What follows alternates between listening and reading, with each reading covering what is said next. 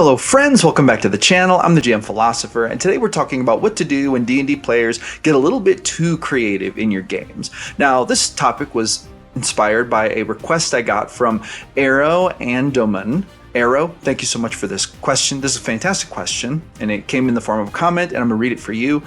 New player here with a question for a video idea. How do you go about working with a PC that's maybe a bit too creative? I am playing my first PC that's basically being homebrewed as the campaign continues. Long story, I could elaborate if asked. And I keep feeling like I'm bugging my DM with all my ideas for how to make sure my bonkers ideas can work within the game rules. It doesn't happen a ton, but the first few sessions had a lot of texting with questions for how to deal with specific qualities of my PC. He's been cool with my ideas, but I'm just curious for other perspectives on it. Again, there's a lot more to this and I can elaborate if need be.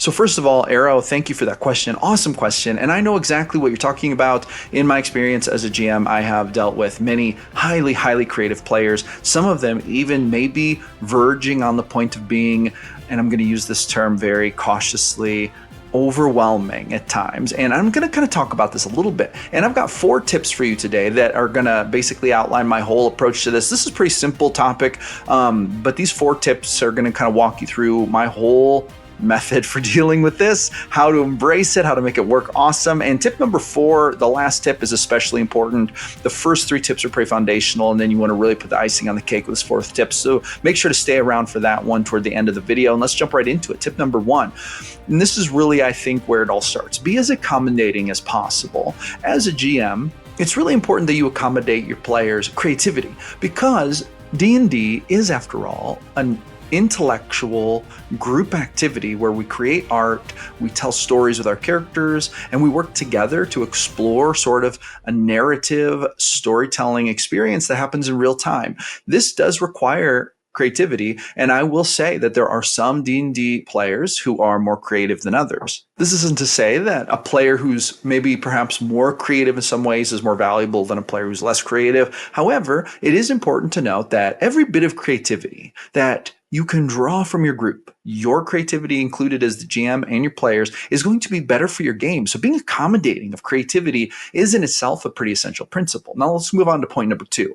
Understand that when creative players are being super creative, right? Super creative, it means that they're likely highly invested in your game. So pat yourself on the back. This is an awesome sign. I would be way more concerned if no one at the table was being creative at all than if you have a player or 2 or 3 or 4 being hyper creative, texting you stuff, almost overwhelming you with questions, etc. Not to say that your questions to your GM were overwhelming. However, that would be the extreme end of this problem, right? So it's like it could be perfectly feasible that if a player is creative enough and they're texting enough and asking enough questions and talking enough that it could threaten to overwhelm the GM. And that's sort of like where any kind of problem, if there was one, would start. So on the GM side, just pat yourself on the back when your players are being super creative. It means you're doing a fantastic job. And even if you're getting a little bit overwhelmed with that creativity, it's still a fantastic sign of a healthy game environment. So you must be doing an excellent job for your players to be so excited about it, okay?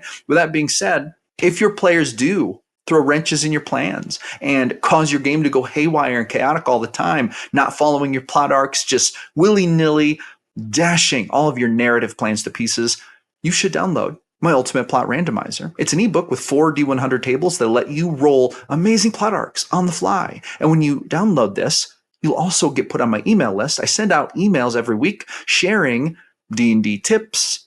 I share user-generated content, awesome comments I get on my YouTube. I sometimes ask if I can send them out as emails because they're so good and well thought out. Sometimes people email me with their own resources and I share them. So it's a really awesome place to just share your creativity and to enjoy the creativity of other people. And really, my email list is designed to curate awesome content created by you amazing D&D folks out there. So it's a win-win. Grab my Ultimate Plot Randomizer and never be caught without a good plot arc to roll with ever again. Now, this leads us to tip number 3. Don't be afraid to let players know if their creativity is hitting up against the limits of your bandwidth, but do this gently and with compassion and gentleness, okay? I'm going to share a little bit of a story here. I one time was running a game, and this admittedly was a big game. I had 10 to 13 players at every session. So there was a lot going on. And I had one player in particular. Now, I had a lot of highly creative players in this group, and you've got to hand it to them. A lot of them were very patient because with 10 to 13 players, there was sometimes some downtime for all of them, right? You can only really be focused on so many things at once as a GM. And so I really appreciated all of their patience. And to be honest, that was a really big group. I probably wouldn't run groups that big nowadays. Nowadays, I kind of keep it to like 4 to 6 people. But I had one player in particular who was really, really creative to the point where he would literally be messaging me things. He would be constantly the whole session, almost no matter whose turn it was, he'd be asking me questions about what he can do on his next turn. And even when we were not playing D&D, because I also played Magic the Gathering with these people, I hung out with them, they were like my friends. So it seemed like it was almost constantly when we weren't playing D&D, he was asking me questions about his character to the point where I actually did find it relatively overwhelming. Now, the first thing is I really appreciated his enthusiasm, and he was an awesome player at the table. He was really fun to play with. With that being said, I did get a little bit overwhelmed, especially when I got so many questions when we were kind of trying to do other things. And I kind of wanted to take a little break from thinking about D&D when we were doing things like playing Magic the Gathering stuff, because it was quite a creative exercise, running this game. So I found myself kind of needing to say things like, hey, like, I love the fact that you're excited about your character, and I love to talk about D&D. However, I'll be kind of honest right now. Would it be okay if we just played Magic the Gathering? Because my brain is a little tired from thinking about D&D. And he would kind of be like, oh, okay, no problem.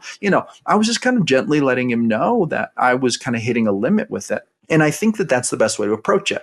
Not to get grumpy, not to be overwhelmed in a negative way, just to communicate in a friendly manner with your players. And sometimes even nowadays, I'll have players text me stuff and I'll kind of apologize. I'll be like, I'm so sorry. I didn't see your text message. I was kind of busy. Let me check that real quick. Because I might let their text message sit for 20, 30 minutes, not even realizing I'd received one.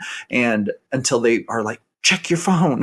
I texted you something, so it's like, I would just be like, oh, I'm so sorry. I'm so sorry. And, as GMs, we can only do what we can do. So only doing what you can do and then staying positive and friendly about it is really the winning combination. Okay. And that leads us to tip number 4. And before we jump into this tip, I just want to ask you to give me a thumbs up and a subscribe. It helps me grow my channel. And every single like and subscribe and comment I get really helps more people to see my videos and helps my videos get more views. And this helps me to grow my channel. I'm on the marching path to 5,000 subs. I'm striving to get there. And if you will do that for me, either give me a thumbs up, drop a comment about the topic, share your advice, or hit that subscribe button. It would help me so much. Thank you so much. But now let's jump into the final tip. And this is really the most important tip of all. Embrace creativity while trying to incorporate other players into the shenanigans as well, okay? So one of the best ways to turn hyper creativity from one player into more creativity for other players is to actually try to incorporate more players into that. And I'm going to give you a great example of how I've done this in a recent game. In a recent game, and this was also partly on my part, I was excited about this arc, but I didn't want to make it all about one character. But there was a warlock who entered into a very creative arc with her patron. And so we did a lot of role play where her patron and her were kind of talking about things and bantering back and forth when she would go into these meditations, these prayers, and she'd have these visions. And so, rather than trying to keep it all about her, I would try to incorporate other players by basically having her patron challenge her to do things to the other players. Like, for example, he would challenge her to try to persuade them to accept this patron as their god. He would do things like trying to persuade her to lure certain members of the party into this sacrificial circle and sacrifice them to him. And when she did this, he would drain their essence and reward her with extra power. So I was always trying to incorporate other players. Now, this isn't to say that this warlock's role play was in any way over creative or even super creative. It was just a really fun arc.